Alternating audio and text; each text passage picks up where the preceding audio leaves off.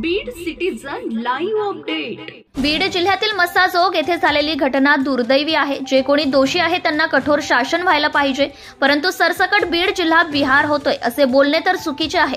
आम्ही बाहेर जातो, मुंबई सारख्या ठिकाणी जातो, पुण्याला जातो। बीडचे लोकप्रतिनिधी म्हटले की लोक लगेचच खालीवर पाहतात, 2 पावले मागे सरकतात। अशा पद्धतीने प्रतिमा करणे आणि बीडचा बिहार होतोय असे म्हणणे योग्य नाही। आम्ही त्याला पायबंद घातले पाहिजे। बीडची बदनामी होणे ही चुकीचे असल्याचं विजयसिंह पंडित यांनी सांगितले आहे। पाहुयात काय म्हणाले विजयसिंह पंडित। त्या प्रवृत्तीला जे कोण लोक आहेत त्यांना कठोरात कठोर शासन व्हायला पाहिजे, पण सरसगट बीड जिल्हा हा बिहार होतोय असं जर बोलत असते आणि आपला इलेक्ट्रॉनिक मीडिया आहे सगळ्या जगामध्ये हा विषय जातो। आम्ही बीड जिल्ह्यातनं बाहेर जातो, मुंबई सारख्या ठिकाणी जातो, पुण्याला जातो, तिकडं बीडचे तुम्ही म्हणलं, बीडचे लोकप्रतिनिधी म्हणलं तर लगेच लोक खालीवर पाहतात, 2 पावलं मागे सरकतात। अशा पद्धतीनं प्रतिमा करणं आमच्यासारख्या लोकप्रतिनिधी वास्तविक आमची जबाबदारी काय? बीडचा बिहार होतोय, बीडमध्ये गुंडागर्दी आहे, आम्ही त्याला पायबंद घातलं पाहिजे। आम्ही जबाबदारीनं आम्ही चेहरा आहे, लोकांचा चेहरा आम्ही आहेत, ना की आम्ही त्या ठिकाणी बीडची बदनामी केली पाहिजे। ही गोष्ट जी काय आहे, बीडचा बिहार होतोय, बीडचा बिहार झालाय, ते पिढ्यानं पिढ्या पुढच्या ज्या काय आहेत 1-2 पिढ्या ना ते भोगावं लागणार आहे। ही बीडची बदनामी होणं सुद्धा मला म्हणायचं आहे हे चुकीचं आहे। बीडची बदनामी कोण करतंय? स्वरूपाचे व्हिडिओ नाही, मला नाही सांगता येणार। जे कोण तुम्ही म्हणताय मला बीडचा बिहार होतोय ते असं नाहीये माझं म्हणणं आहे। बीडमधनं आज आंतरराष्ट्रीय खो खो स्पर्धेमध्ये विजेतेपद आणणारं संघ त्याचं नेतृत्व करणारे आमच्या बीड जिल्ह्यातील एक माऊली आहे, प्रियंका इंगळे। बीड हे चांगल्या गोष्टी बघायला पाहिजे।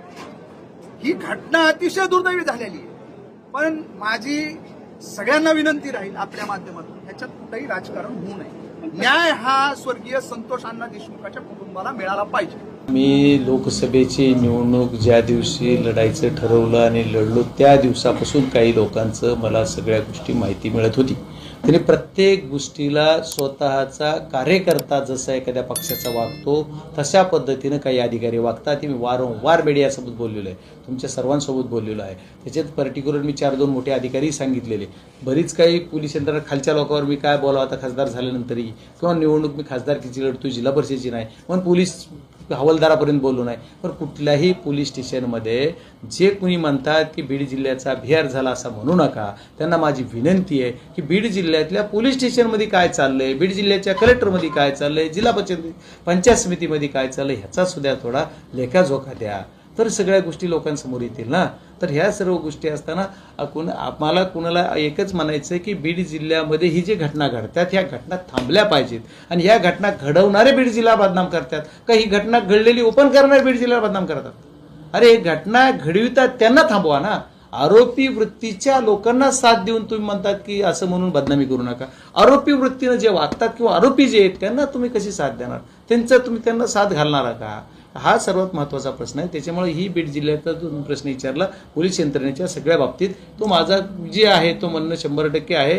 पोलीस अधिकारी पासून कर्मचारीपर्यंत जी आज तृप्ती देसाई ताईंनी जी केलेलं यादी डिक्लेअर केली ती बऱ्यापैकी मी मला वाचून दाखवली। मी काय बघितलं नाही त्यांचं ट्विट आणखी, तर मी आज दिवसभर व्यस्त होतो माझ्या कार्यक्रमामध्ये, बऱ्याच काही गोष्टी बघितल्या नाहीत, पण तरी त्यांनी जे दिलंय ते त्याच्यात सुद्धा आणखी 10-20% सुटलेले असतील त्या यादीत। म्हणजे एवढी मोठी यादी आहे की ही सगळ्या गोष्टी ह्याचे पुरावे असतील त्यांच्याकडे सुद्धा, ते देतात म्हणजे त्या काय ल्याच्यापेक्षा नाहीत।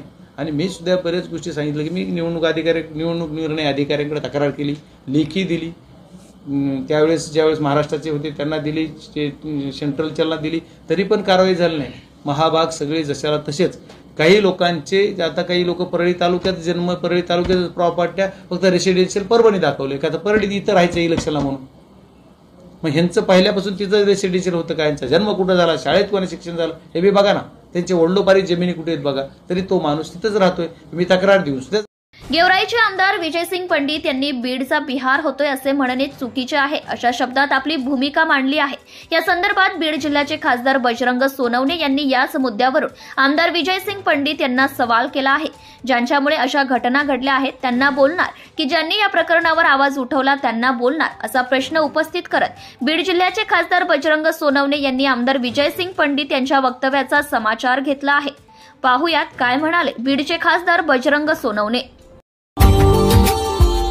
Subscribe now and press the bell icon. Never miss an update.